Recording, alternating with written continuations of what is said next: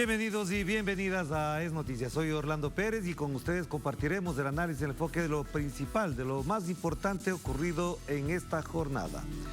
Es noticia Venezuela. El gobierno bolivariano confirmó el reinicio del proceso de diálogos con las oposiciones este 26 de noviembre en México, que busca la firma del segundo acuerdo parcial para la protección del pueblo venezolano. Veamos el panorama de cara a este próximo encuentro. Y es noticia Estados Unidos. Por tercer año consecutivo, la nación norteamericana sobrepasa los 600 tiroteos y al menos 257 corresponden a las escuelas y centros educativos. La violencia armada y los suicidios dejan un saldo ya de casi 40.000 víctimas fatales. Un país que tiene en su haber más armas que habitantes, ¿hacia dónde se encamina? Lo analizamos. Y es noticia Reino Unido. Empleados del Servicio Postal Estatal, docentes y trabajadores de los sectores universitarios se manifestaron en las calles para pedir mejoras salariales, incremento en las pensiones y justas condiciones laborales en medio de un escenario de creciente inflación.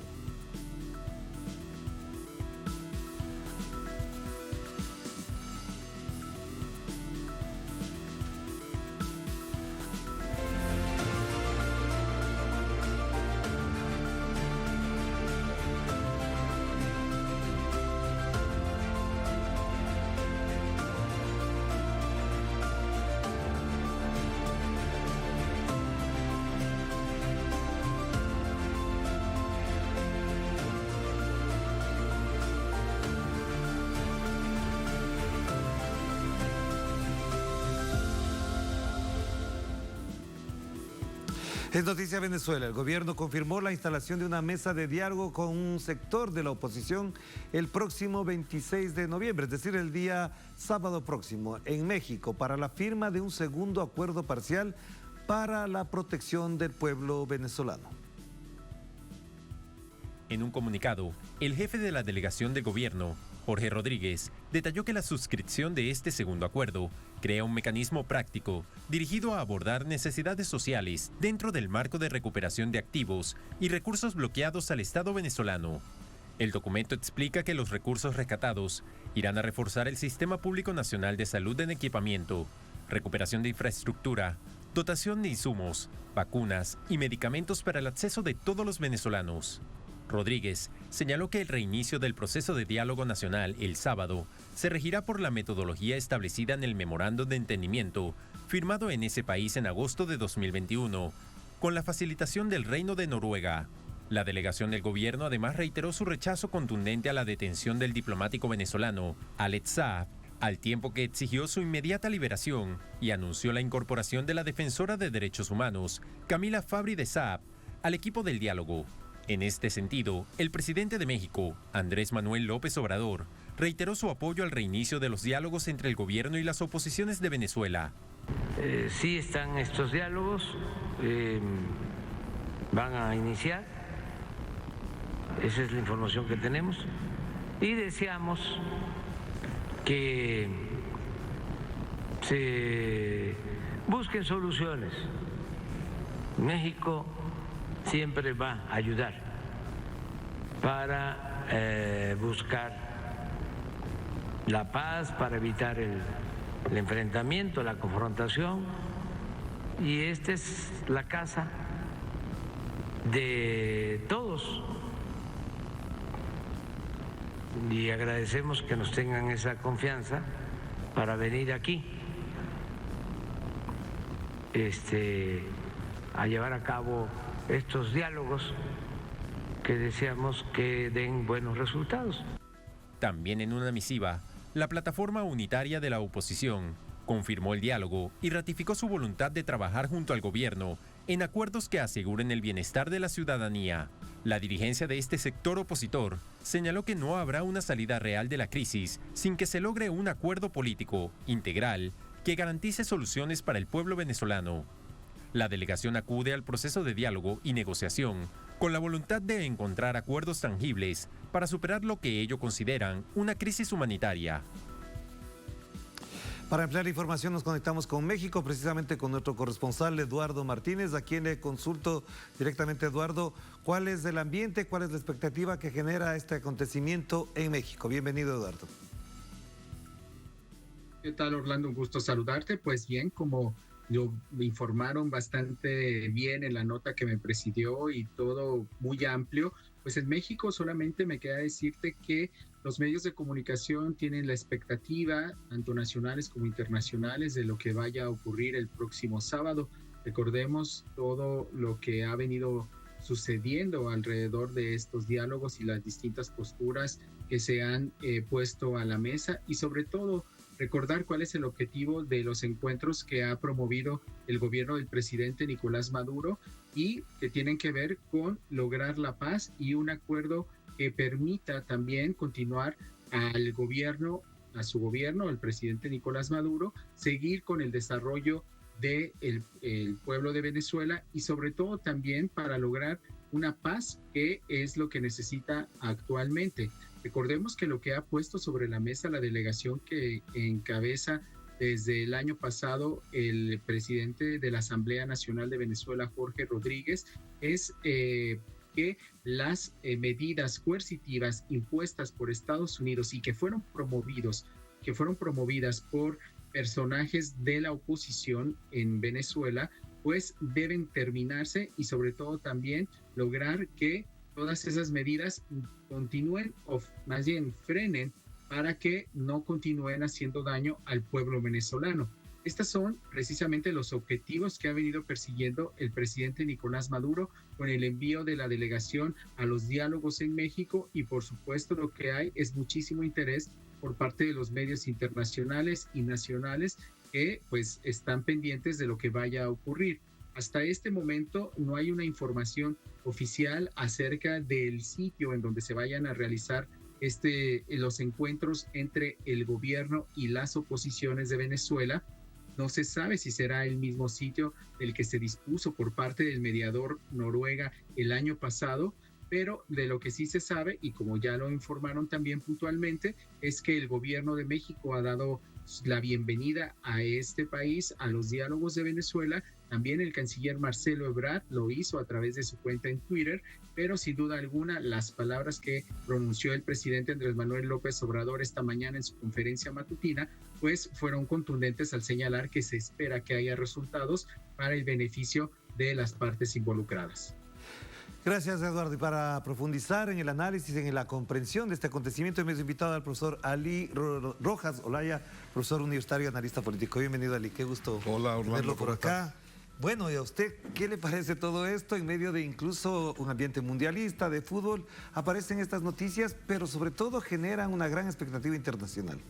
Y sobre todo que se dan 202 años después de los tratados de Trujillo. Que lo conversábamos fuera de cámara, es verdad. Armisticio y regularización de la guerra, escritos por Antonio José de Sucre, donde nada más y nada menos el libertador Simón Bolívar, siendo presidente de la República de Colombia, como se llamaba nuestro país en aquel momento, y Pablo Morillo, representante de la Casa de los Borbón, representante directo de Fernando VII.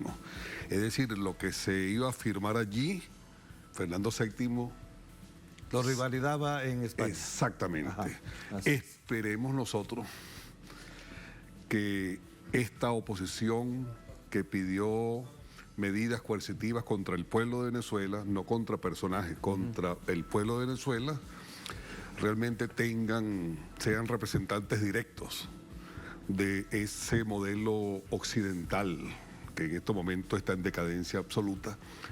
Si son ellos, bueno, yo creo que este diálogo, porque el presidente Maduro siempre ha tendido la mano. Pero ahí viene la pregunta clave, porque nuestra audiencia en América Latina quisiera entender por qué Maduro se reúne con aquella oposición golpista que intentó derrocarlo, que intentó dar un golpe de Estado, evidentemente, cuando en otros países eso sería imposible. Es decir, ¿qué mueve? ¿Cuáles son los resortes que le mueven a Nicolás Maduro llegar a estos diálogos? Fíjate tú, Estados Unidos reconoce a Juan Guaidó como presidente. La Unión Europea apoya a Juan Guaidó y hay un clima totalmente adverso, porque no olvidemos algo. estamos en un modelo occidental. Los países de Europa, Estados Unidos y Canadá, el grupo, el G7 y todo, tienen un poder económico extremo. Venezuela siempre dependió de la cultura del petróleo, lamentablemente. Todavía no tenemos esa capacidad de lo que hablaba Cleber Ramírez Rojas, de producir alimentos, ciencia y dignidad para tener nosotros nuestra verdadera independencia. Es decir, todavía seguimos dependiendo de todos esos activos que nos robaron en el exterior. Pero esos activos en estos momentos son necesarios para la salud, para la educación, como ya lo dijo nuestro presidente de la Asamblea, Jorge Rodríguez. Y es a través de estas personas, si son los representantes de Biden, si son los representantes de la Unión Europea, la única forma en que nosotros pudiéramos obtener esos recursos. Y el presidente Maduro siempre, yo sé que en otro país eso es impensable, que tú te vayas a enfrentar a esos enemigos, porque no es que son adversarios, es que son enemigos que cualquier otro país serían hasta fusilados por traidores a la patria. Precisamente de eso, profesor, veamos lo que dijo el presidente Nicolás Maduro hace pocos minutos en una intervención que tuvo hace pocos minutos, insisto. Pongamos para comentar ese punto muy particular que lo mencionó. Lo ponen, por favor.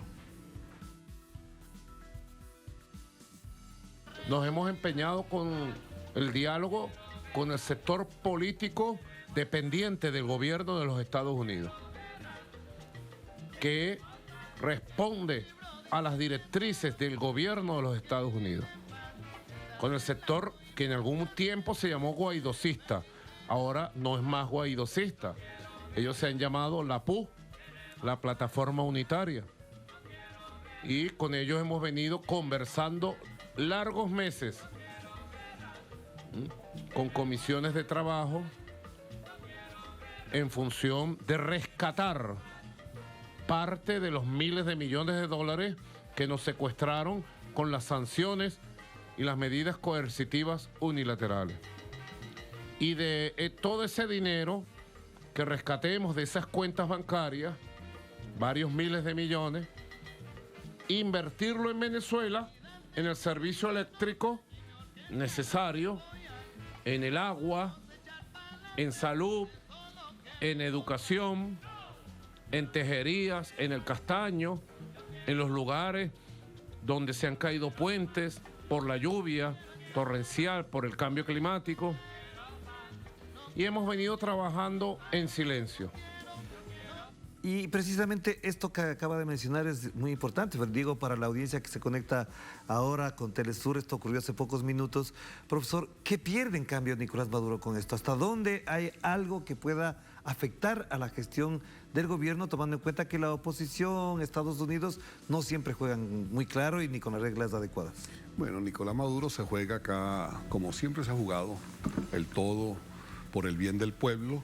Sabemos que necesitamos ese dinero porque es nuestro dinero. Y esto se da en un marco importante porque se da después que Nicolás Maduro en Egipto le da la mano a Kerry, le da la mano a Macron. Es decir, cuando alguien en un evento internacional te da la mano es porque te está reconociendo. Eso no es un saludo cualquiera. Por eso pareciera que en esta oportunidad no va a pasar lo que pasó, por ejemplo, en República Dominicana, donde ya estaba todo acordado, pero una llamada telefónica de Washington, una llamada telefónica, ya estaba todo firmado, solamente faltaba la prensa, la televisión, los abrazos, los apretones de mano, pero una llamada telefónica, dijeron, eche eso para atrás. Ahí es donde te das cuenta quién es esta oposición. Esta es una posición... Pero por eso pregunto, ¿hay confianza? ¿Se puede confiar? ¿Cree que este es un nuevo momento? ¿Qué ayuda a entender este nuevo momento? Yo pienso que este es un nuevo momento, como ya te dije, lo de Kerry es importante, lo de Macron es importante, y que esta oposición no tiene otra opción, porque fíjese que se está llegando a un acuerdo que ese dinero que nos tienen retenido es para las tejerías, es para la electricidad, es para el bien del pueblo. Pero eso puede condicionar la oposición también. Es decir, toda la plata no será para armamento ni para gasto burocrático. Puede decir, esto va para esto. podría decir, pero ya el pueblo de Venezuela sabe qué hizo, por ejemplo, el sector guaidocista con todo el dinero que le dieron. Se lo llevaron. Se lo llevaron, pero en forma, y lo del hotel en Cúcuta es terrible, y todo lo que hicieron, eso es espantoso. Ya ellos están, se quitaron las caretas. Ya. Bueno, están ya condenados en un lugar del basurero de la historia. Exactamente. Pero, profesor, le quiero mostrar lo que dijo Jorge Rodríguez también hace pocos minutos. Tengámoslo presente, por favor, porque sobre esto quiero hacerle dos preguntas puntuales. Pongámoslo de Jorge Rodríguez, por favor. Desde hace aproximadamente 4 a 5 meses hemos venido teniendo reuniones discretas, reuniones en secreto y constructivas con este sector de la oposición venezolana, que viene en efecto de situaciones de gravísimas consecuencias hubieran podido haber tenido, de gravísimos expedientes en contra de la paz de Venezuela, y que afortunadamente la sensatez, la capacidad que tiene este pueblo para defenderse y resistir a cualquier intento de salir del cauce democrático y constitucional que Venezuela tiene, pues nos lleva a este proceso de conversaciones, como he escuchado a algunos líderes del mundo, se está realizando en completa paz. Y eso, menciona que son 3 o 4 meses de conversaciones de manera secreta. ¿Qué pierde, qué gana la oposición? ¿Hasta dónde esto también se constituye, como me mandan mensajes ya desde América Latina, en una forma de amnistía o de indulto a los crímenes que cometió la oposición? Sí, ahí se juegan, ellos están totalmente desenmascarados y no podrían perder todo. Acuérdate, estamos a unas elecciones 2023 o 2024, donde ya en Estados Unidos incluso manejan cifras, donde dice que es muy difícil que el chavismo no gane estas elecciones. La oposición definitivamente se juega acá algo, y hablamos de una oposición, porque acuérdate que aquí no solo hablamos de oposiciones. Sí, así es. Jorge Rodríguez se está refiriendo a esta en particular, la que fue más, vamos a llamarla más antivenezolana, más antipatria en la historia, de Venezuela, y con esa, pero es esa la oposición a la que Washington le da el dinero, a la que todos los se robaron. El Citgo era el dinero, monómeros era el dinero para ellos. Con eso se pagaron, bueno, todas las cosas que nosotros sabemos que son barbaridades que no fueron nunca para el pueblo, ni siquiera los $100 aquellos, ¿te acuerdas? Que se le iban a dar los médicos. Claro, eso claro, nunca, eso nunca llegó, eso nunca llegó, eso no ocurrió, eso fue un desastre total. Hicieron lo que hicieron con monómeros. Ya Venezuela ahorita, el papel que está jugando esas relaciones con Colombia, Lula ganando en Brasil, es decir, hay un nuevo matiz geopolítico en nuestra América. La misma situación en Ucrania es dura. Los medios, la mediática da a entender que Ucrania está ganando, que está ganando la guerra. Estaría por verse eso. Esas cosas. Acuérdense que en Estados Unidos, en este momento, tú le preguntas a cualquier norteamericano y piensa que ellos ganaron en Vietnam, Claro. que ellos Pero ganaron en Corea. Una pregunta ahí puntual, profesor, que es muy importante además de entender. Todo esto además configura un nuevo escenario para el año 2023, eso lo tenemos claro. Claro. Una de las cosas que podrían estar en la agenda del año 2023 es adelantar elecciones. ¿Eso es posible? ¿Es viable? ¿Puede ser para qué? ¿Hasta dónde llega esa posibilidad? ¿En qué condiciones se plantearía a la oposición un desafío electoral de esta naturaleza? Yo pienso que ya se ha asomado, ya se ha dicho de adelantar elecciones, y yo me imagino, aunque Jorge Rodríguez dice que estas reuniones han sido secretas, han sido discretas, porque utiliza esas dos palabras, es posible que esto haya sido parte de la... Se han filtrado conversaciones. Claro, es posible que la oposición, digo yo, dijeron, no, queremos adelantar las elecciones. Ya. Pero yo creo que si adelanta las elecciones, más bien favorece al gobierno. Yo pienso que ellos están muy claros en lo que ellos podrían lograr. Fíjate que ya esa oposición está totalmente dividida. Hubo una oposición que sí fue a elecciones parlamentarias. Hay diputados que son de la oposición que están en estos momentos en su respectiva curul y que no se plegaron a aquella oposición, aunque había dos asambleas nacionales en paralelo en un mundo de Narnia, porque en efecto eso no era así. Pero bueno, eso es la oposición. La oposición todo pasó, todo lo que ocurrió después que ganaron sus elecciones parlamentarias, pareciera que sacó su verdadero rostro. Ya. Sacó cosas incluso que no tienen que ver con un parlamento, como que al gobierno le quedan 6 meses, eso no. Pero entonces, profesor, funciona. ¿cómo caracterizaría usted a la oposición venezolana actual, a esas oposiciones? ¿Cuál es el carácter político? ¿Cuál es su predisposición democrática en este momento? Bueno, ya Nicolás Maduro lo dice, ellos no siguen la doctrina bolivariana, ellos están plegados a la doctrina Monroe, que el año que viene cumple 200 años, así es, importante, el 2 de diciembre de 2023 se celebran exactamente los 200 años. Ellos están plegados a esa doctrina abiertamente, ellos están con todo, con ese modelo occidental decadente desde todo punto de vista, pero ellos están aferrados porque es la cultura del petróleo, es la cultura de la dependencia, y nunca ellos van a favorecer a una causa social. Ellos realmente no están para, como decía Simón Rodríguez, para entreayudarse, sino para entredestruirse. Pero entonces le pregunto, profesor, que es clave esto. Venezuela vive otro momento, yo lo he vivido, lo he experimentado, hay nuevas condiciones, hay muchas expectativas, llega turismo, llegan inversiones, hay una ley incluso que plantea una apertura más flexible de la inversión extranjera y también hay posibilidades de, por ejemplo, que Chevron explote el petróleo venezolano.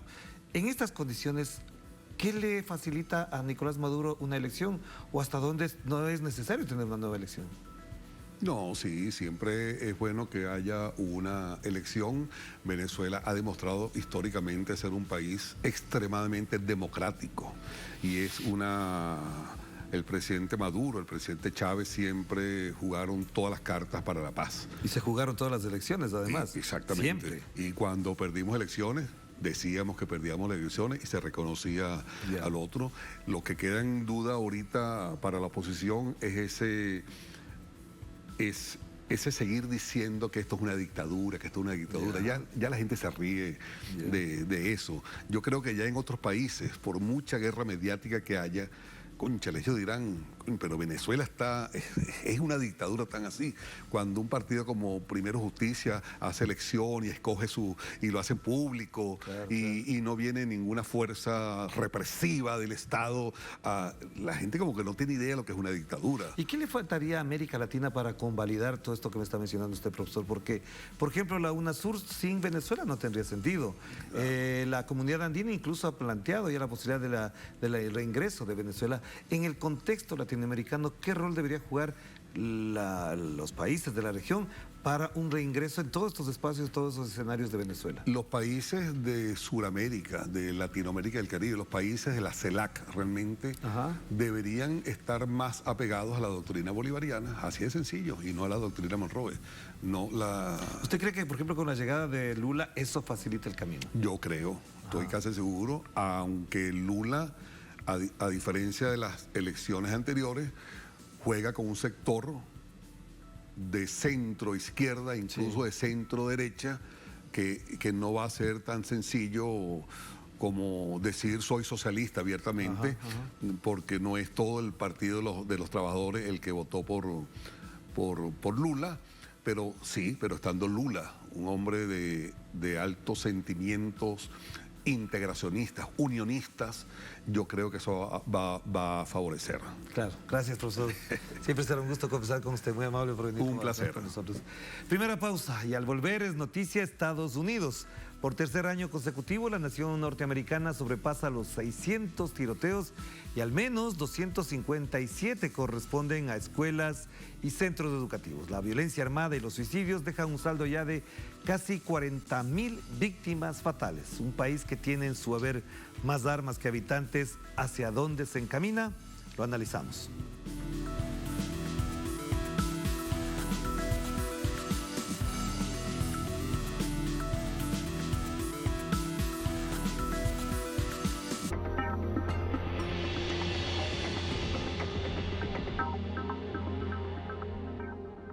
En En Conviasa sabemos lo importante que es mover tu negocio. Por eso ofrecemos el servicio Conviasa Cargo. Hoy llevamos tu mercancía a más de 16 destinos internacionales. Con personal calificado y la mejor tarifa del mercado, podrás enviar hasta 90 toneladas. Contáctenos por nuestra página web, correo o el número que aparece en pantalla. Movemos tu negocio siempre a tiempo.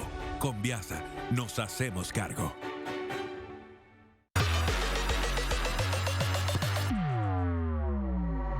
El estadio está listo, las barras se encienden y la emoción no se hace esperar. De la mano de dos figuras emblemáticas en el ámbito futbolero, Telesur te acerca mucho más a Qatar. El santuario de Diego y la cancha de Argentinos Juniors, algo que conoce muy bien Juan Pizorín. Sí, es difícil de hablar, la emoción, la pasión por el 10. Y tú podrás ser parte de esto. Vive cada segundo de la máxima fiesta del fútbol en Telesur, junto a Juan Pizorín, los esperamos durante todo el Mundial de Qatar. En Telesur, zurda infinita. La zurda infinita, porque Telesur siempre da más. Disfruta desde cada rincón de América Latina y también en Europa ahora nuestra señal HD tanto en inglés como en español. Órale, gracias a los satélites IS-34 e IS-14 podrás ver nuestro contenido cultural en mejor calidad de imagen. ¿Qué esperas? No te quedes fuera y contacta a tu operadora de cable para seguir disfrutando con nosotros, porque Telesur siempre da más.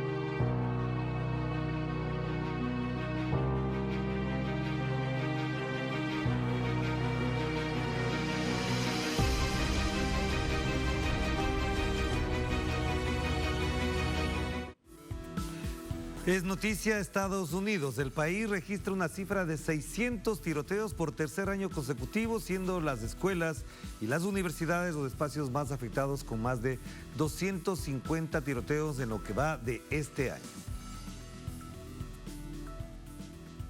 Según la organización Gun Violence Archive, este número es muy probable que aumente por lo menos a 675 antes de culminar el 2022. Los crímenes por odio en el país norteamericano cada vez son más frecuentes y siguen impactando al mundo por las atrocidades que se cometen. El promedio diario de tragedias por tiroteos es de 1,68. La organización contabilizó 690 tiroteos masivos en 2021, en comparación con 610 en 2020 y 417 en 2019, lo que indica que cada año que transcurre, la situación con las armas de fuego se vuelve un dolor de cabeza más recurrente para las autoridades. Las escuelas han sido los principales objetivos de la violencia armada, donde en su mayoría hombres jóvenes irrumpen y abren fuego contra los estudiantes y profesores. Durante los 11 meses del presente año, se han registrado 257 incidentes relacionados con armas de fuego en los centros educativos.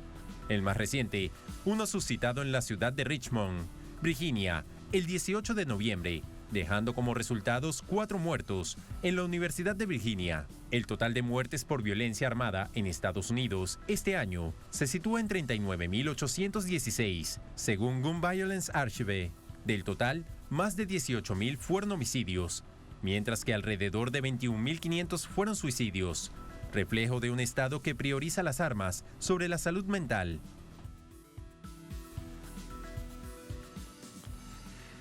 Para profundizar en el análisis de este lamentable acontecimiento casi que cotidiano ya en Estados Unidos, tenemos a Lisbeth Meléndez, ella es analista internacional de políticas estadounidenses, nos acompaña desde Washington, Estados Unidos. Lisbeth, qué gusto verla por acá de nuevo.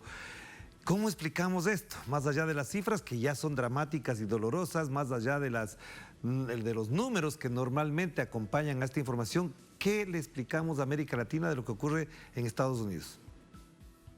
Bueno, yo creo que en la parte final del reporte, antes de que empezáramos a dialogar, esta idea de un país que le da más importancia a las armas de fuego que a la salud mental o a la salud física o a las condiciones raíces por las cuales las personas recurren a este tipo de violencia. Es quizás el punto más importante que nosotros debemos llevar a confirmar, a hacerlo más presente. Cuando alguien está desesperado, cuando alguien está en pobreza, cuando alguien no sabe de dónde va a salir su próxima comida, si van a tener vivienda, que se ven acosados por el racismo rampante que existe, pues hay otros cofactores que acompañan esta epidemia de tiroteos. Y por encima de eso, la incidencia de la supremacía blanca en cuanto a ver esto como la solución para una población que se ve acosada, contrario a lo que ellos hacen, ¿no? Y que piensan que pueden coger venganza, cuando antes quizás tú podías resolver un conflicto a puñetadas, ahora lo haces a tiroteo. Las condiciones han cambiado, cómo le prestamos atención a las raíces, a las causas raíces de esta violencia. Todas esas condiciones han cambiado y aún así nos encontramos en un momento donde para citar otra vez el reporte, se le da más importancia a las armas de fuego que cualquier otro factor social, particularmente la salud mental de los ciudadanos que residen en este país. Pero Lisbeth, si eso es así, si está planteado en ese escenario la situación actual, ¿cuáles son las alternativas que plantean sectores políticos y sociales? Porque efectivamente esto ya no es un problema solamente de un grupito, de un partido, de una organización, sino que está afectando, ya decimos, 40,000 personas asesinadas prácticamente. En esa cifra también se incluyen suicidios. ¿Quién tiene que responder por esto? ¿De qué manera lo pueden hacer? Bueno, hay dos soluciones que para muchos de nosotros son obvias, que es el enforzar las leyes que existen. En estos momentos, pues, cuando hemos tenido la oportunidad de aquellos que profesamos el control de armas aquí en los Estados Unidos, hemos podido implementar o crear ciertas leyes. Estas leyes no se están implementando a su manera de vida.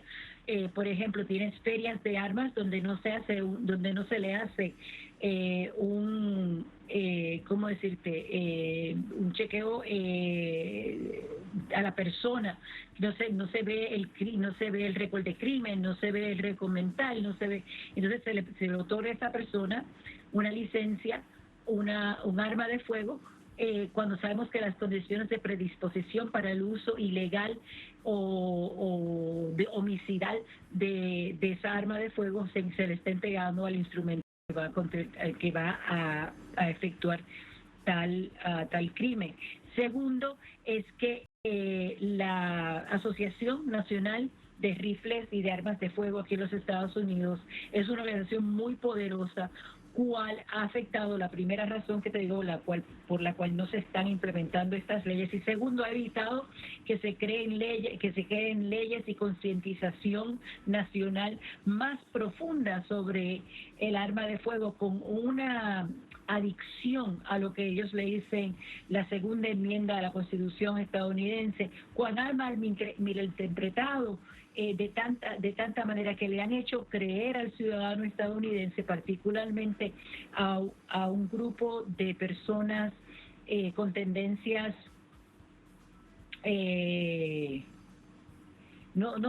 militaristas, que te dice que ese derecho al portar armas es supremo a cualquier otro derecho, y aún a la existencia de otras personas cuales pueden impedir su derecho a portar armas o sus derechos como personas, así como sean tinteados por la supremacía blanca. Al final del día, si estás hablando de personas oprimidas con una pobreza profunda, con un racismo fuera de control y la falta de de seguir las leyes y de crear leyes que estén más al día y que le pongan énfasis y educación a lo que significa el tú llevar un arma de fuego, vas a tener esta congruencia, esta olla, este caldrón de problemas que está burbujeando en estos momentos en este país. Claro, pero también hay que analizar otro elemento que da las vueltas en el imaginario de quienes observamos esta situación, y es que los centros educativos son los escenarios de estas masacres. ¿De qué manera los estudiantes, las autoridades, los profesores en general pueden hacer de estos espacios, de estas instituciones, espacios seguros? Bueno, otra vez, el regreso a cómo se están implementando las leyes. Si tienes una persona, por ejemplo, en el caso de Sandy Hook, que ha sido quizás una de las tragedias más grandes de los Estados Unidos, donde una persona joven cogió las armas de fuego de sus padres, que no estaban aseguradas, que no tenían ningún tipo de seguro para uso, y lo utilizó contra niños de escuela elemental, ¿no? Una persona que había sido, donde el mercadeo del uso de armas de fuego había sido promocionado como si fuera la solución de todos sus males. Estás otra vez hablando de donde ellos ven ese uso más fácil. No podemos vivir en un mundo donde el que un maestro cargue un arma de fuego es la solución al problema. Más seguridad o más... mira, ahora mismo estoy para entrar a una escuela aquí en los Estados Unidos, particularmente escuelas, lo que aquí se le dice escuela superior. Tienes que pasar por un detector de metal, tienes que tener se te chequea tu récord criminal. ¿Quién vive bajo esas condiciones? Eso no es sostenible a nivel largo cuando no se está educando a esa persona sobre el daño que pueden crear al usar esas armas, sobre el uso.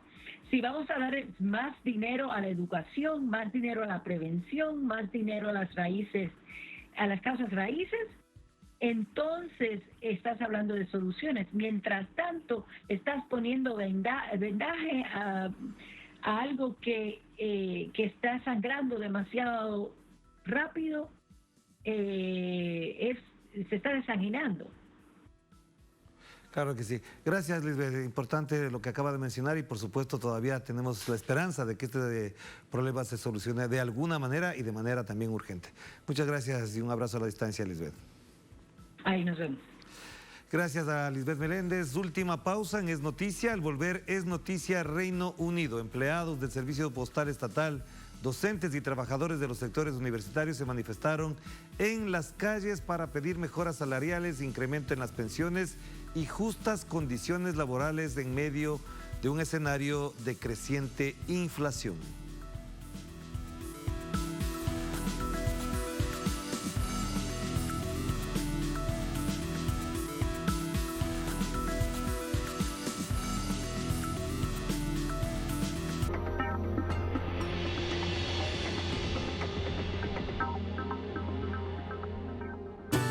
Desde siempre hemos estado contigo. Nos ha inspirado mantenerte cerca. Nos encanta ver todo lo que logramos juntos cada vez que nos conectamos. Nos abrazamos. Nos reímos. Cada vez que nos apoyamos. Que soñamos. Y lo que hacemos posible juntos es solo el principio. Conectamos tu vida. Avanza con Movistar 4G Plus.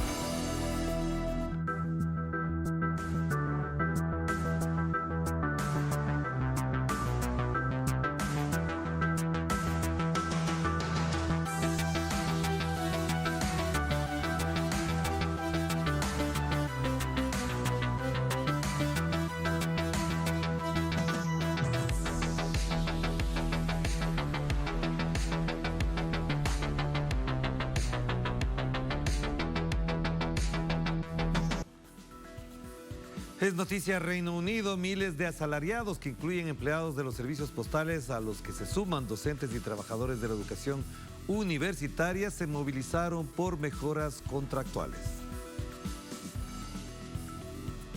Los trabajadores de la empresa estatal de correos británica, Royal Mail, así como profesores universitarios de Reino Unido, se movilizaron este jueves en una jornada de huelga para reclamar el incremento de los salarios y las pensiones y el mejoramiento de las condiciones de trabajo.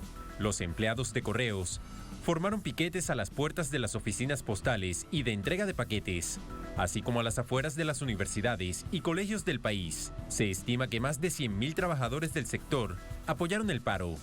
La Unión de Universidades y Colegios, UCU, anunció que más de 70.000 empleados universitarios en 150 universidades fueron a la huelga después de que los miembros del sindicato votaron sí a la movilización en 2 votaciones nacionales históricas. Las manifestaciones de los diferentes sectores se llevan a cabo en la misma jornada como resultado de negociaciones mantenidas entre líderes sindicales de distintos gremios a fin de organizar acciones conjuntas. Además de este jueves, los plantones tendrán lugar el 25 y el 30 de noviembre en rechazo a sus bajos sueldos, planes de pensiones y contratos, en el mayor paro convocado de este tipo, que afectará a unos 2,5 millones de estudiantes. El secretario general de la UCU expresó: el personal está agotado, pero están contraatacando y paralizarán todo el sector. Los vicerrectores solo tienen la culpa. Su lamentable liderazgo ha llevado a la mayor votación a favor de la huelga en nuestro sector. Antes de las protestas, la compañía de correo, Royal Mail, señaló que había presentado a los sindicatos su mejor oferta en aras de resolver el conflicto, equivalente a un aumento del 9% del salario durante los próximos 18 meses, y con la promesa de desarrollar un nuevo paquete de beneficios para los empleados. En contraposición, el líder del Sindicato de Trabajadores de la Comunicación, CWU, David Ward, se mostró decepcionado con esa propuesta, que está por debajo del incremento de la inflación. Además, señaló que marca el final de Royal Mail, tal como es conocida, y su degradación de una institución nacional a una compañía no confiable, al estilo de los Uber. Y para profundizar en el análisis y reflexión de este acontecimiento, nos conectamos con Nicola Hadwa Chawan, analista internacional, a quien le damos la más cordial bienvenida. Viendo este panorama, Nicola, ¿cuál es la explicación que podemos hacer frente a esto y cuál es la perspectiva que tendría este problema, tomando en cuenta que parecería que no van a responder las autoridades adecuadamente? Gusto saludarlo antes que nada hablando y bueno, a tu pregunta, esto tiene un origen distinto y muy cercano por lo demás, pero el origen radica principalmente en el error cometido por Europa de ser muy súbditos de Estados Unidos, ser demasiado serviles les pasó a la cuenta. Y digo demasiado serviles porque se embarcaron en un boicot al gas y el petróleo ruso, lo que implicó que el gas y el petróleo que ellos están ocupando en este momento le ha subido en algunos países 3 veces su valor. En España ha subido más del doble, en Francia más del doble, Reino Unido casi 3 veces el valor. Entonces, la cuenta del bloqueo de Rusia se la está pasando. Pero como es natural y siempre ocurre lo mismo, es la clase trabajadora la que se encuentra pagando este sobreprecio en todos los aspectos. Por esa razón es que los trabajadores se están levantando, porque además descubrieron que ellos no tienen el respaldo de su gobierno, no tienen el respaldo de pensar o decir que esos gobiernos legislan o trabajan por el bienestar del país y no por bienestar. ¿Me escuchas? Sí, perfectamente, le escucho muy bien. Y la pregunta que yo le hacía a continuación es ¿hasta dónde esto va a tener solución? Porque parecería que la respuesta de las autoridades o es nula o por otro lado no genera ninguna esperanza, tomando en cuenta que ya se acaba incluso el año 2022. No tiene ninguna posibilidad en este instante de ser solucionado, Orlando. Primero porque el Reino Unido está entrando en una recesión gigantesca, la recesión más grave en los últimos 40 años. En segundo lugar, curiosamente, diríamos algunos, castigo divino, ¿no? Están entrando en uno de los inviernos que se prevé más duro y lo van a tener sin gas y sin petróleo, vale decir, o con gas y con petróleo, pero a un precio altísimo. Entonces el problema es, ¿qué hace la gente? Con que todas sus necesidades básicas se fueron a 2 y 3 veces el valor, en un invierno frío que no van a tener dinero para pagar la calefacción ni el petróleo, que los carros no los pueden movilizar como antes, porque también el combustible para los carros se les fue a las nubes. Entonces, en este sentido, no se ve ninguna posibilidad, porque además han vuelto ellos a insistir en una estupidez. Digo en una estupidez porque están planteando la idea de ponerle un tope al precio del gas ruso, pero no le ponen un tope al precio del gas y el petróleo que Estados Unidos quiere proveer a Europa. Porque aquí hablando un juego norteamericano muy inteligente, llevó a los europeos a una acción en contra de Rusia. Ellos se comprometen a venderle petróleo y gas, pero fíjate que lo están haciendo a precio de posguerra, no anterior de la guerra. O sea, los grandes ganadores de esto es ni más ni menos que Estados Unidos. Los grandes perdedores, los europeos, que se embarcaron en una guerra contra Rusia que no les correspondía, porque Rusia además estaba en una situación de autodefensa frente a Ucrania, que en un año había asesinado a 15.000 rusos en el Donbass. Esto, digamos, a grandes rasgos. Claro, pero ahí cabe otra pregunta y tiene que ver con que hay un nuevo primer ministro en Inglaterra. Ese nuevo primer ministro llega después de una crisis corta pero puntual, que además explica y expresa, revela la situación crítica que vive Gran Bretaña, Inglaterra en general. ¿Hasta dónde esta nueva autoridad está en las condiciones de sostenerse en un mediano plazo, tomando en cuenta que no le es fácil, dadas las circunstancias que usted nos acaba de revelar? Bueno, la verdad que la problemática no es solución cambiando una persona o cambiando un nombre. La verdad que no se soluciona así. La única solución que tiene esto es volver a foja cero. Terminar con el bloqueo a Rusia, terminar con las sanciones a Rusia y además reponer el daño que hizo Estados Unidos al hacer explotar el Stream 1 y el Stream 2. Porque Estados Unidos quería destruir de mucho antes. Estados Unidos hace 6 años que venía boicoteando el Stream 1 y el Stream 2. Ahora lo logró por medio de explosivos. Pero resulta ser que el proyecto alternativo norteamericano para abastecer Europa, el proyecto Nabucco, es un proyecto que nació muerto y Estados Unidos no lo ha podido revivir. De modo que no es problema del primer ministro, es un problema de la economía de toda Europa, producto de la pertenencia de estos países a esta organización criminal, esta organización de sicarios llamada la OTAN, que no es más que una organización hecha para invadir a los países del tercer mundo, robarle sus recursos y asesinar al presidente, colocar presidente a su gusto.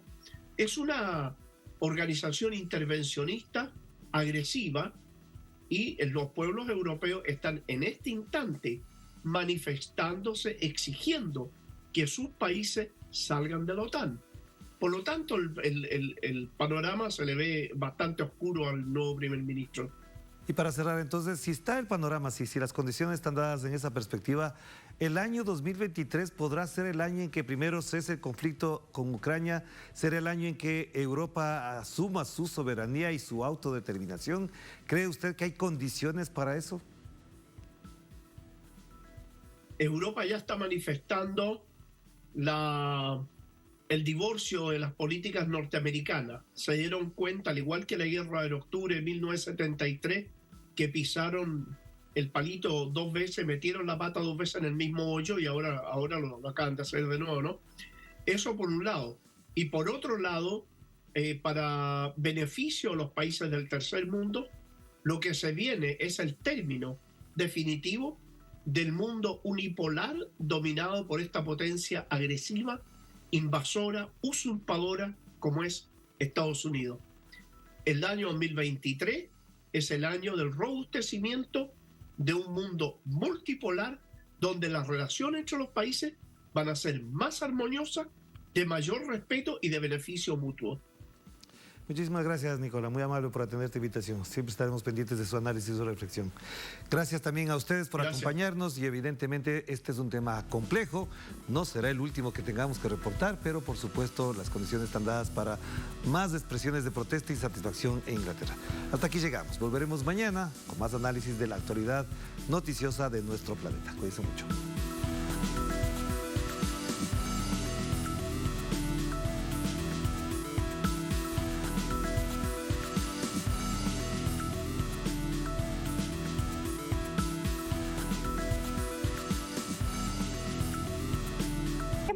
De decirte que vamos por más. Así que llama a tu cable operador y pídele ya la señal de Telesur en HD. Toma nota, ahora nos puedes sintonizar a través de los satélites IS-34 si estás en América y Europa o IS-14